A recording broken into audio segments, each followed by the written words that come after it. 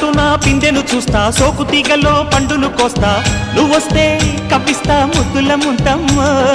ఉక్కపోతకి ఊపిరి పోస్తా, పక్క మేకకు పంట కట్టిస్తా, ముద్దిస్తే బుక్కిస్తా మధ్యల మోతయ్యో.